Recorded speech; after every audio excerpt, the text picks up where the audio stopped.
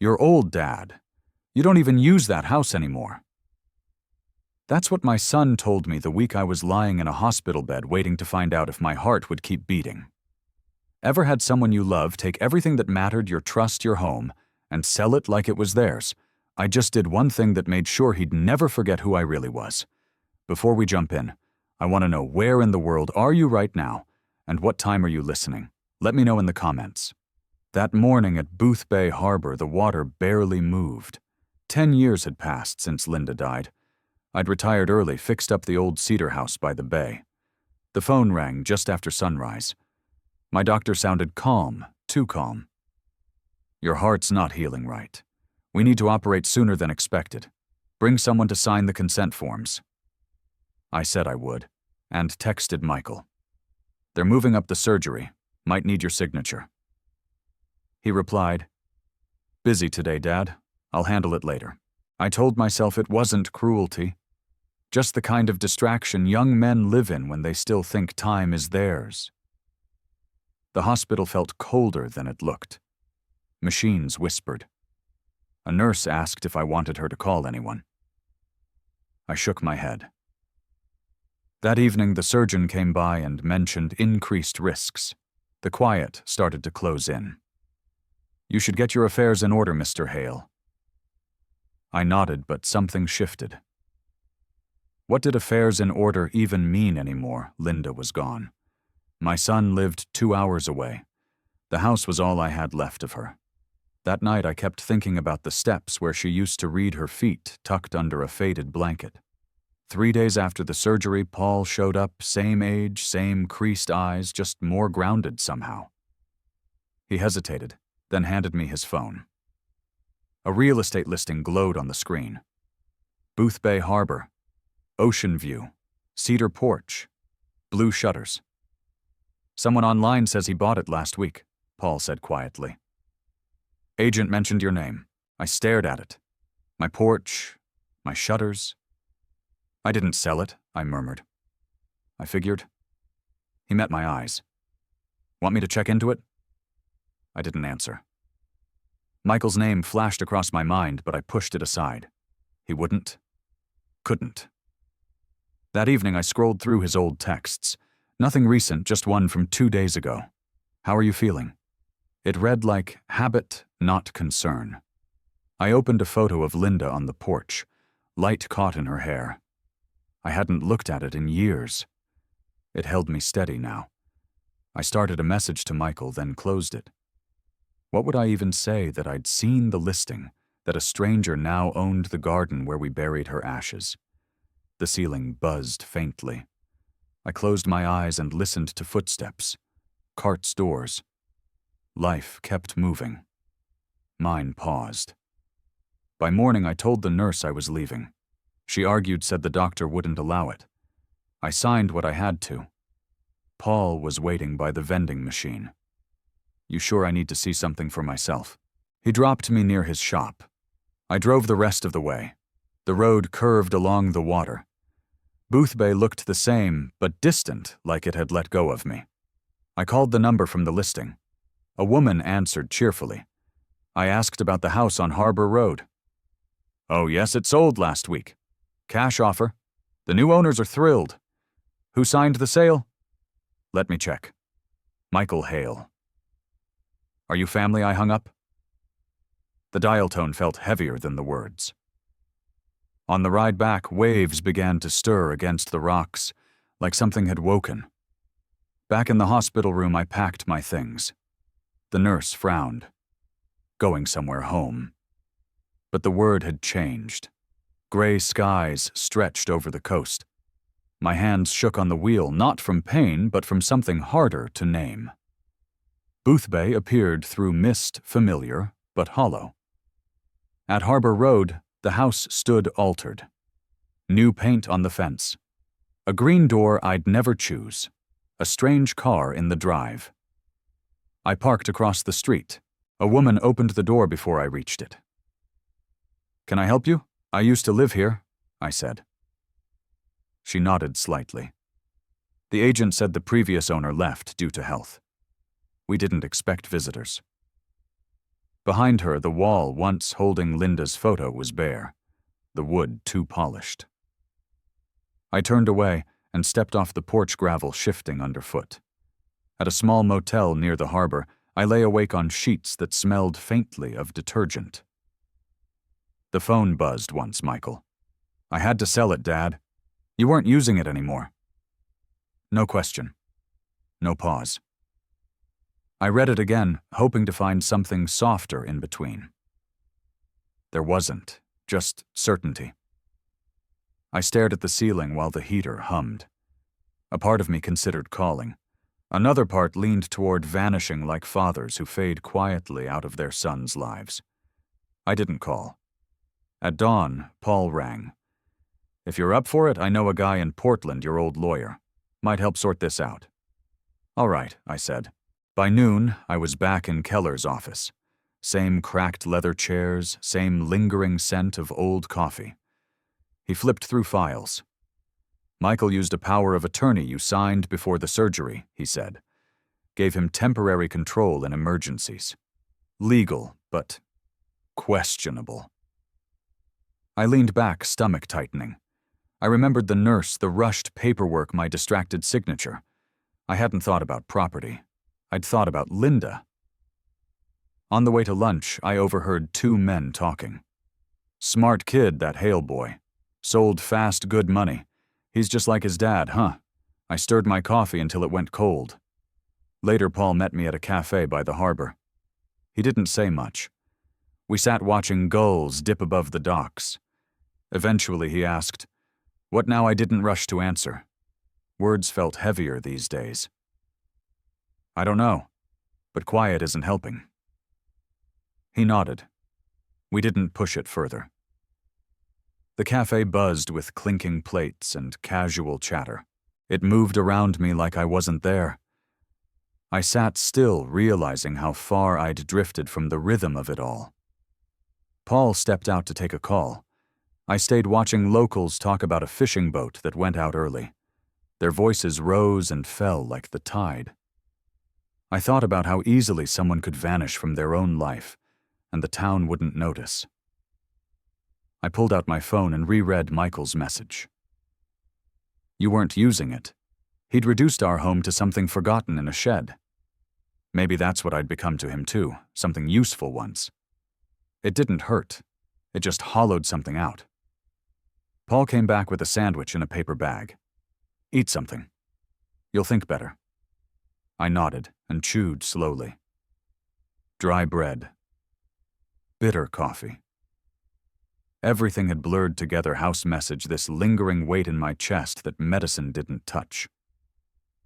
You ever notice, I said, how folks get quiet when you finally need noise? Paul looked out over the water. Most people don't want to walk into someone else's storm. He was right. The harbor lights flicked on. A boat horn sounded, then faded. I sat there letting it all pass through. Somewhere in me, something shifted. Not anger, not clarity, just the quiet knowledge that silence wasn't peace anymore. It had started to erase me. I slid the lawyer's papers into my jacket. Salt and gasoline hung faintly in the breeze. Paul offered to drive me back to the motel. I shook my head. I'll walk. He didn't press, just clapped my shoulder once and left. 3 days later, the phone rang. A man asked Mr. Hale, I need to clarify some details on the Booth Bay property. The buyer noticed a discrepancy in the paperwork. Go ahead, I told him. Well, the man said your son signed as the seller, but the title transfer from your name isn't complete. Just a clerical issue needs verification. He hesitated when I didn't respond. Sorry for the inconvenience, sir. We'll sort it. I thanked him automatically, throat dry. After the call, I sat staring at the empty chair. The heater hummed lately, that noise had been filling the space where clarity should have lived. But now something solid. A misstep he couldn't smooth over. The first crack. That afternoon, I drove to Paul's.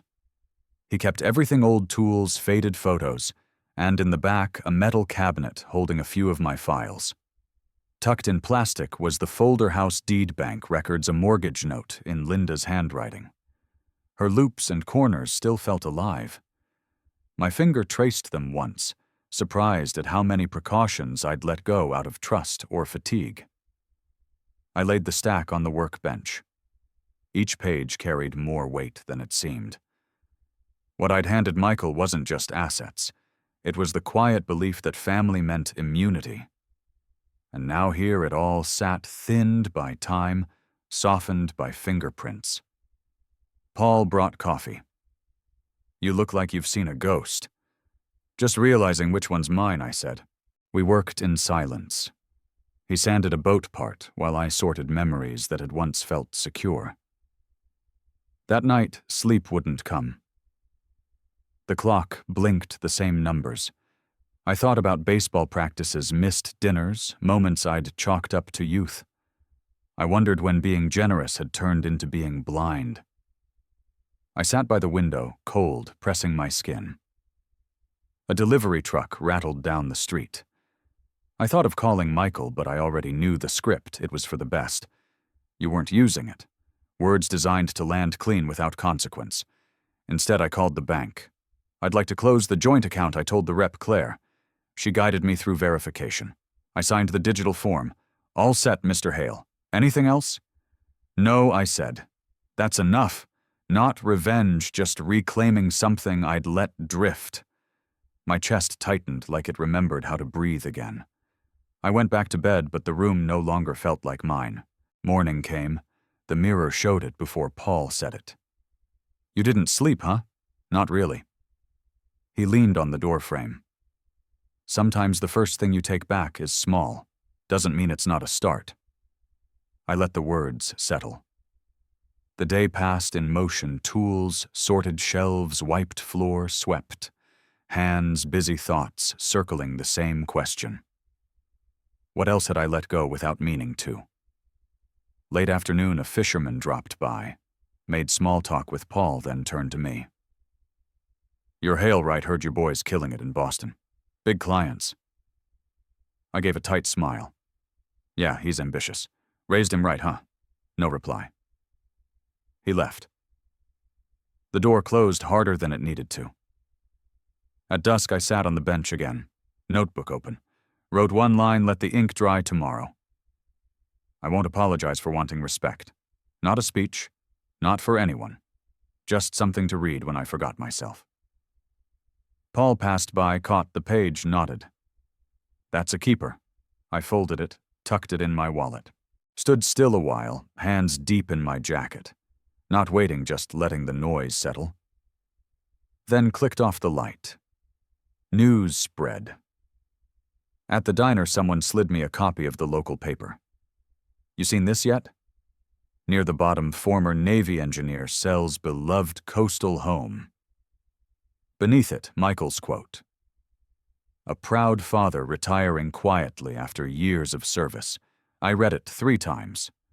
The house wasn't just sold, it had been rewritten. Folded the paper, left a few bills, stepped outside. That afternoon, I went to the bank to sever the last ties. The teller recognized me, smiled politely, then hesitated. "Are you sure you want to remove your son from the account? He's already withdrawn a large portion from the maintenance fund." Her tone was careful, almost apologetic. "Yes," I said. "Close it." She typed quickly, the keyboard clattering like rain. When finished, she handed me the slip. "I'm sorry it came to this." I nodded and walked out. The phone rang that night. Michael's name lit up. For a second, I considered letting it ring, but habit won. "Dad," he said. Calm. Too calm. "Can we not make this harder than it needs to be? I'm not the one making it hard." He sighed. "I'm managing things the way anyone would. You weren't using the house. Financially, this was smarter." Keyboard clicks sounded behind him. He was multitasking. "You've taken more than a house," I said.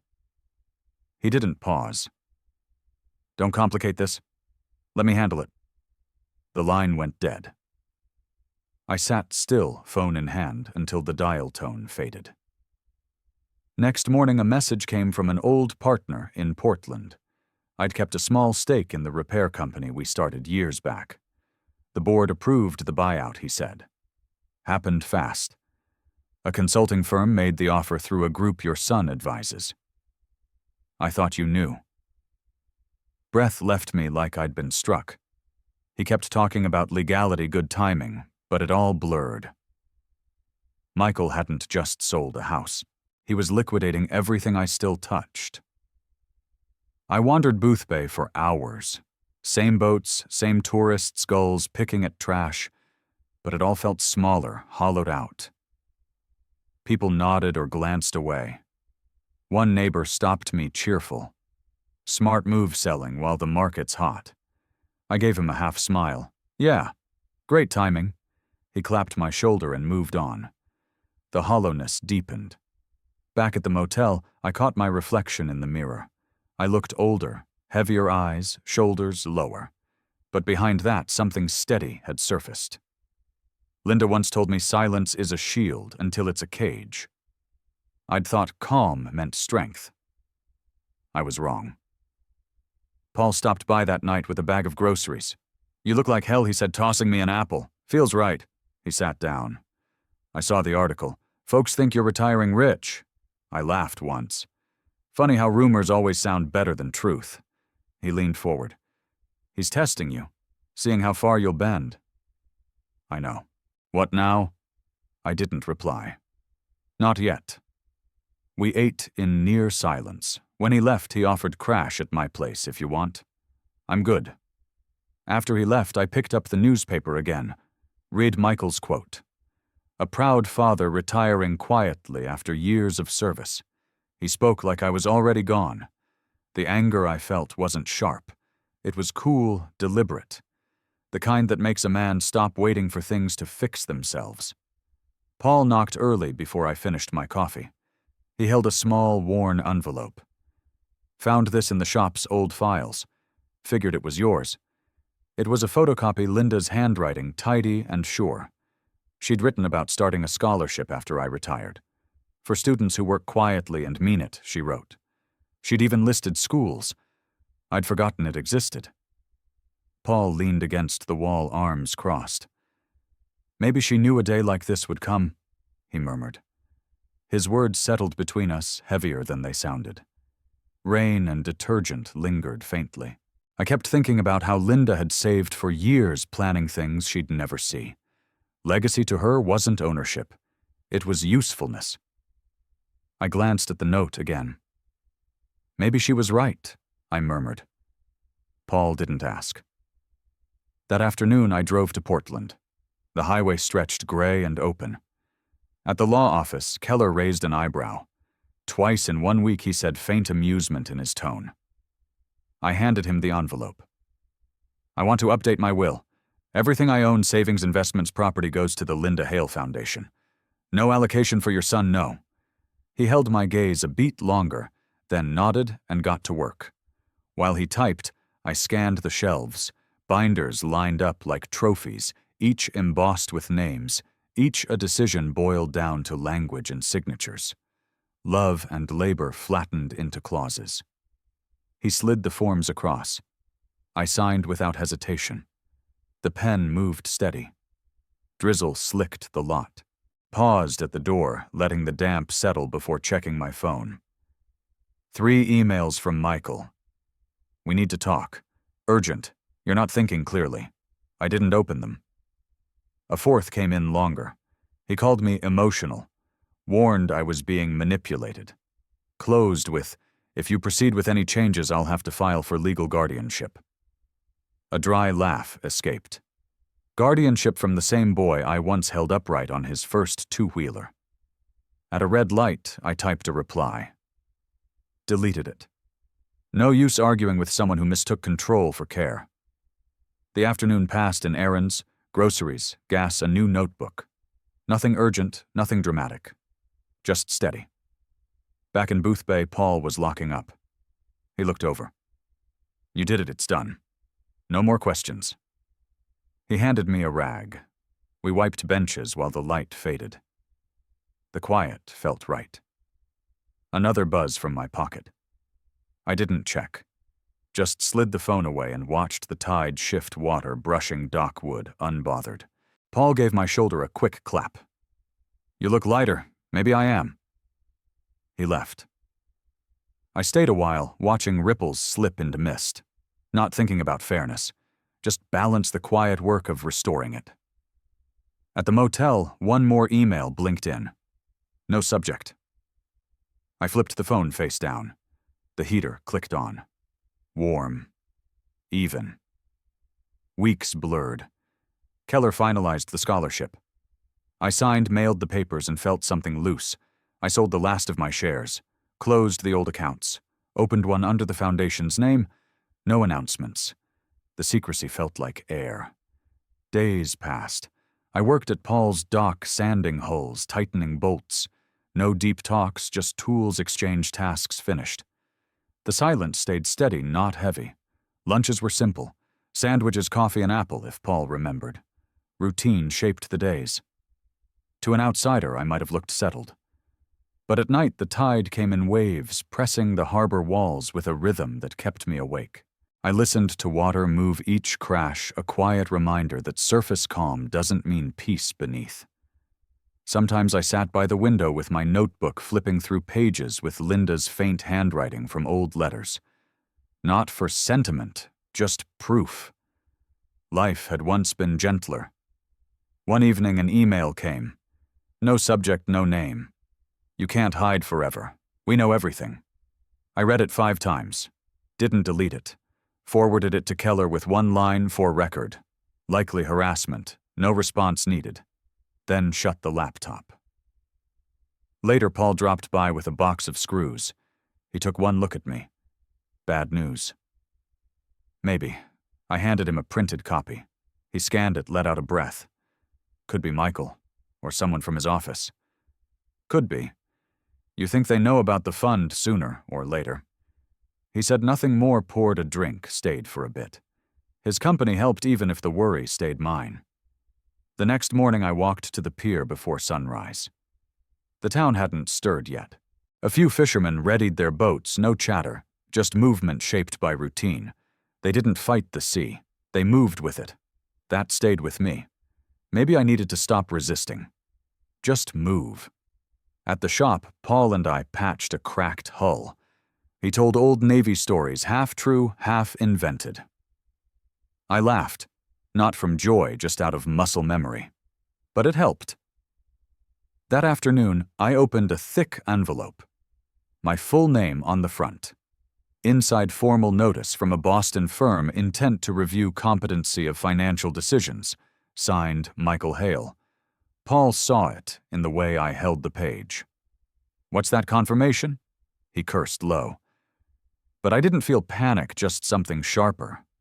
Fatigue has a way of making things clear. I'd hit that point. That night I made a list. Not Aaron's people. Linda, Paul, Keller, 1 or 2 others. Not nostalgia. Inventory.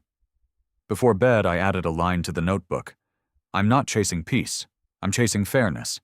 It didn't sound brave, just true. The pen clicked shut. I leaned back. The room didn't comfort. It waited. Outside, waves inched closer. I didn't brace. I listened. Then the quiet gave out, as it always does. Emails came daily. First polite, then clipped, then legal. Words like liability, breach, exposure. Calls followed unlisted numbers. Smooth voices that never said who they really worked for. Always the same pitch. "We want to resolve this professionally. What they meant, stop before it stains him." Then came a letter from a firm I didn't know, claiming malicious interference.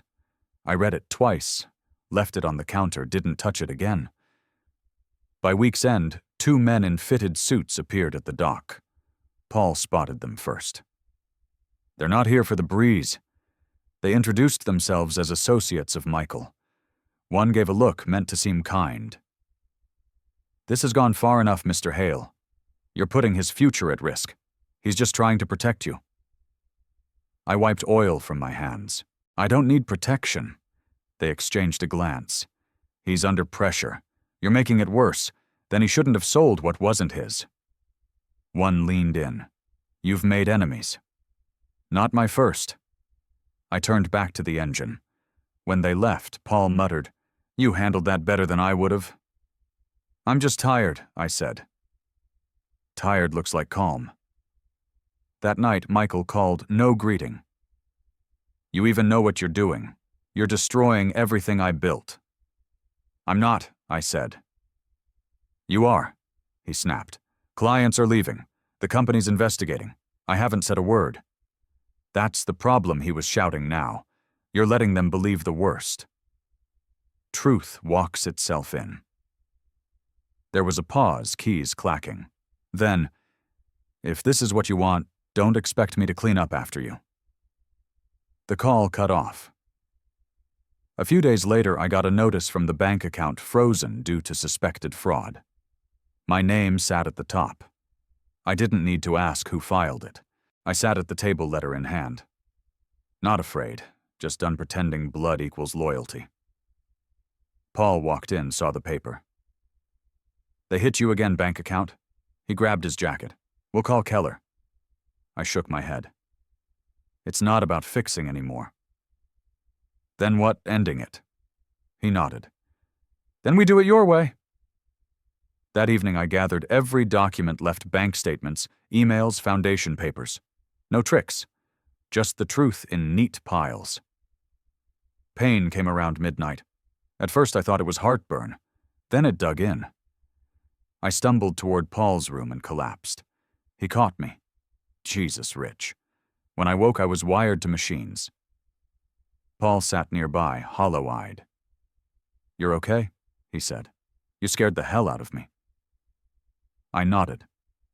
The pain had passed, but one thing stuck. I couldn't die before setting the record straight.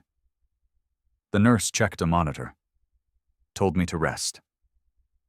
I stared at the ceiling, counting regrets.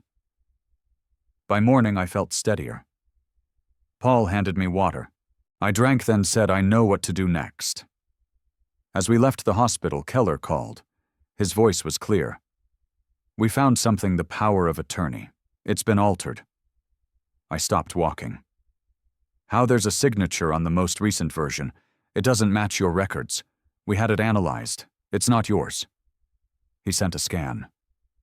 I opened it in the lobby, sitting on a visitor chair. The signature was crooked, impatient. His version always was. Mine curved with patience. This one leaned forward like it wanted out. That's enough, Keller said. We can file for fraudulent authorization. I didn't answer right away. After months of doubt, something had clicked into place. Truth finally shaped. I'll handle the paperwork. Don't rush it. I won't, I lied. The discharge nurse offered help to the car. I waved her off. The ache in my side stayed, but so did clarity. I drove straight to a print shop, made 2 copies of the forged document, one in my jacket, the other sealed for Keller. No anger, no fear, just weight evenly distributed. Every move now mattered. By noon, the headlines came, ailing veteran accused of harassing son over property dispute. Quotes from sources close to the family painted me as unstable, confused. They'd chosen a photo from Linda's funeral. I looked small, grief-struck. Perfect for their story. Scrolling the comments, I felt my gut twist. Strangers argued over whether I needed care, whether Michael was doing the responsible thing. Paul called. You seen it, I have. Don't bite. They want you to defend yourself. That's how they win. I know. Good.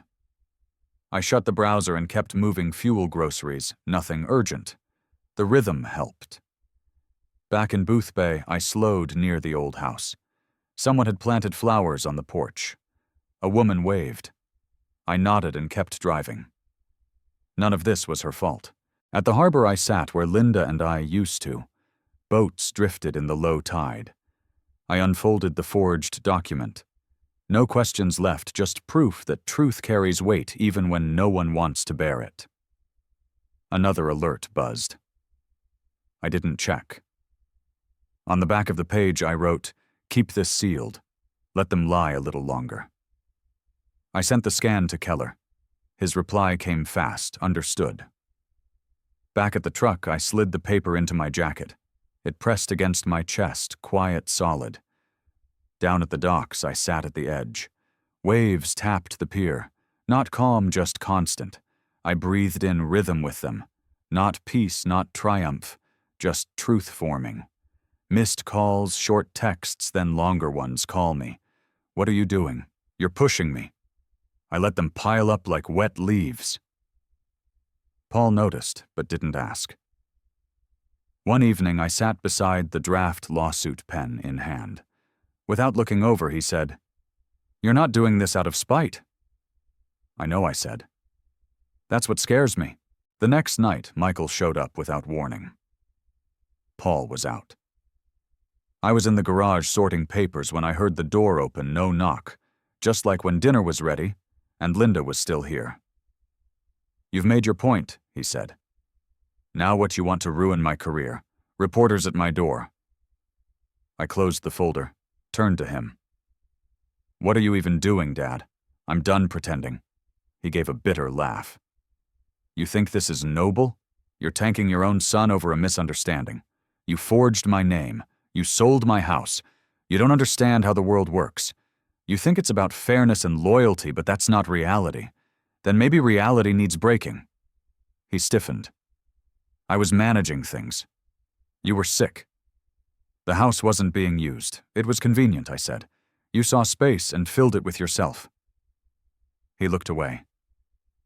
"This is dramatic. All this for what? So you can feel like a man again." I walked past, poured a glass of water, sat down. "I stayed quiet for most of your life," I said. "When your mom and I argued, I let her win. When you pulled away, I called it growing up. When you stopped visiting, I said you were busy." He stood, arms folded, waiting for it to pass. "But this isn't distance," I said. "It's betrayal. And the worst part, you thought I wouldn't notice. I didn't think you'd fight back." "I know." Paul came in, stopped at the door, reading the air. Michael turned. "You really want to take this to court?" "No," I said.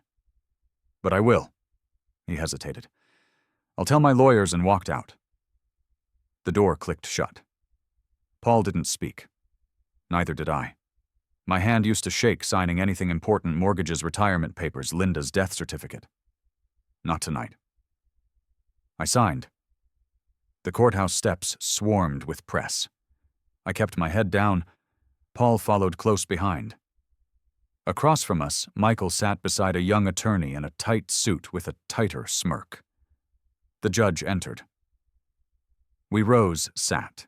No grand speeches, just the facts forged. Signature, unauthorized sale, breach of trust. Each word landed clean, unraised. Evidence followed, timestamps, emails, paperwork. The room fell still. Michael's lawyer tried. A clerical error, he claimed. Someone else must have, the judge cut in. But the message came from your client's email. Michael's jaw twitched. He adjusted his cufflink like he used to before school performances. I used to clap louder than anyone. That boy wasn't in this room. The judge froze the assets. Not a victory, but enough. Enough to show I hadn't imagined it. Afterward, the calls started. Some kind. Others cutting. "You really dragged this into court?" one neighbor asked. "I didn't explain. There's no shorthand for betrayal." Michael caught up. Tie loosened, face hard. "You got what you wanted. Proud of yourself. Pride's not the point. You humiliated me. My firm, my clients. What do you think this looks like? Like what it is? You lied. You got caught." He scoffed. "It was a mistake. You think I wanted this?" "No," I said. "You just never thought you'd be challenged." He stopped. "Do you think Mom would have wanted this? She would have wanted me to stop you sooner?" Paul stepped beside me. Michael straightened his jacket. "I hope this makes you happy." "It doesn't. But it matters." He walked off. No goodbye. I watched him go. Paul handed me my coat. Could have been worse. It's not over. At the house, I warmed soup. Paul fixed the back door. Thanks, I said, not for the door. That night, I read one of Linda's old letters. Near the end, she'd scribbled, "Don't let him forget who you are." I refolded the paper, put it away, poured a glass of water, and waited. The next morning's paper ran his name large. Every contract tied to mine was being reviewed. Fraud wasn't printed, but it hovered between the lines. He emailed again. No subject, I just wanted to prove I was good enough. "You always treated me like a kid." I didn't finish reading, just deleted it. Calls came back, some checking in, most casting judgment. A Navy friend left a voicemail. "You really took your boy to court." I erased that too. Back home, Paul handed me coffee and a sandwich. His hand trembled when he set it down. "Getting old," he said. I let it pass. Most nights I sat awake. The tea went cold. The notebook stayed shut. I kept asking myself, had I gone too far? Maybe I should have let it lie. But then Linda's voice echoed back, "You can't save someone by going under for them." That stayed with me. I wasn't out for revenge. I wanted him to see that choices meant consequence. News came in pieces. Suspension. Internal review. His name faded from firm announcements. Rumors spread, but I stopped following. Paul told me what mattered. Then came a letter threat of a countersuit for emotional distress. I skimmed it, slid it into a drawer. Later, a message appeared from a woman I didn't know. "I used to work with Michael. It won't fix anything, but maybe it'll help you understand." Sat with it a while. Sense wasn't what was needed. No more reasons to forgive what never should have happened. Her voice lingered anyway, low and steady, unpolished. I didn't write that night, just stayed on the porch Paul rebuilt, listening to the road breathe. Somewhere nearby, someone grilled fish. Lemon drifted through the dark. For a moment, the thought of joining crossed my mind, just to belong again. Paul came out and sat beside me, said nothing, handed me a napkin. On the back in pencil he'd written, "Whatever comes next, let it come." The lawyer spoke carefully, like offering an escape. "You're within your rights to withdraw. We've made the point. This can end quietly." After a moment, I turned back to him. "Quiet's not the goal," I said. "Clarity is." He nodded. I gathered the folder, every page of the Linda Hale Foundation signed and sealed. It felt almost light. That afternoon, I drove to the local paper, the same one that called me confused and bitter. A young editor met me at the door, wide-eyed and cautious. I handed her the folder. "I'm not here for a quote," I said. "Just truth." He stared at the folder like it might burn. "Do you want an interview?" I shook my head. "Let the papers speak." The headline ran, "The next morning, retired Navy engineer establishes scholarship in wife's name. Dispute reveals deeper betrayal." It didn't make me a hero. Didn't need to. But it framed the truth clearly enough. Emails slowed. Calls stopped. A few people who'd gone quiet reached out, some apologizing, some just checking in. I answered none. Not out of anger, just no reason left to. Michael stayed silent. No statements, no interviews. I figured his firm told him to disappear, maybe distance themselves. I pictured him reading the article alone, jaw-tight coffee growing cold in his hand. But I didn't stay with the thought. Paul and I spent the next days at the marina. He was fixing the old trawler again, the one we always said we'd take down the coast. Linda used to dream of seeing the Cape from the water. We talked about it every spring. Life had other plans. This time I said I was ready. "You sure?" Paul asked. I nodded. That was enough. We worked slow. Cleaned the deck, checked fuel-patched canvas. I tied off the ropes, he greased the winch. My hands didn't shake. They just moved. On a clear morning just past sunrise, we loaded the boat, 2 coolers, some maps, a bag of cookies Paul found at a market upstate. I packed a photo of Linda, her laughing in the backyard, sun in her eyes. We pushed off without fanfare. No speeches. Just two old men doing something they once promised. The boat slid through the harbor, wind brushing past. Out past the buoys, I let go of the breath I'd been holding for months. No courts, no letters, just the motor and the steady churn of water.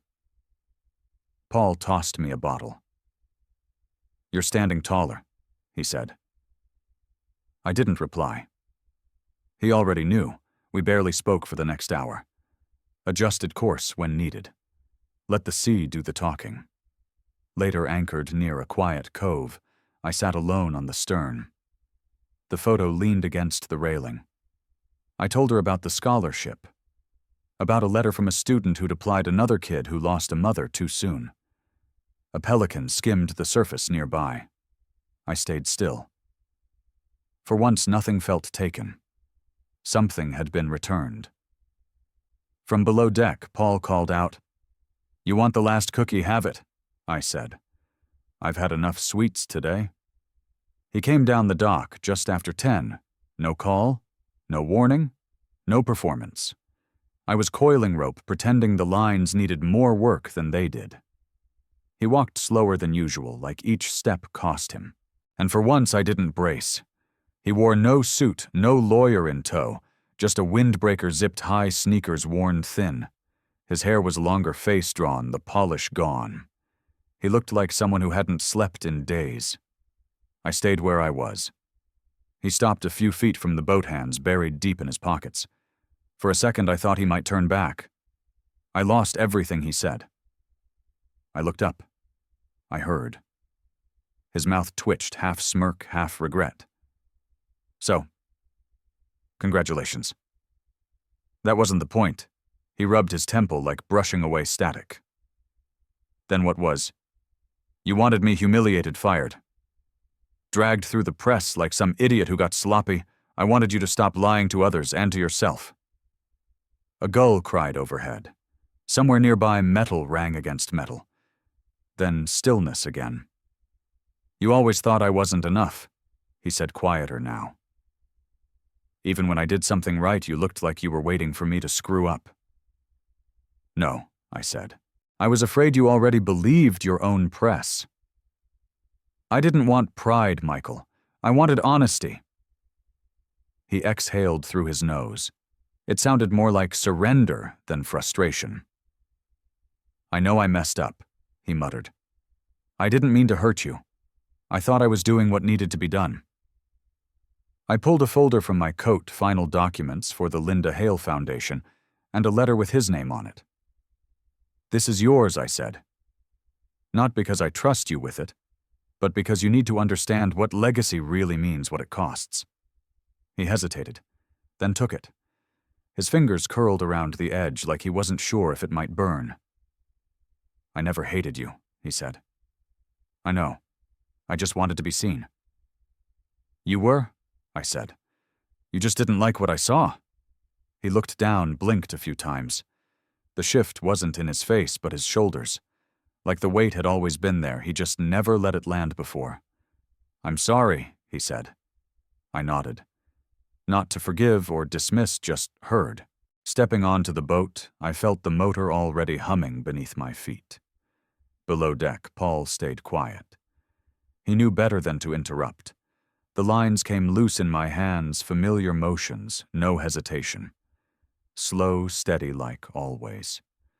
Before pulling away, I looked back once. Michael stood where I'd left him, folder in hand, staring at the dock. He didn't speak, didn't follow, and I didn't wait. The harbor opened wide. I took the wheel, the boat slipping into the tide's rhythm like it had been waiting.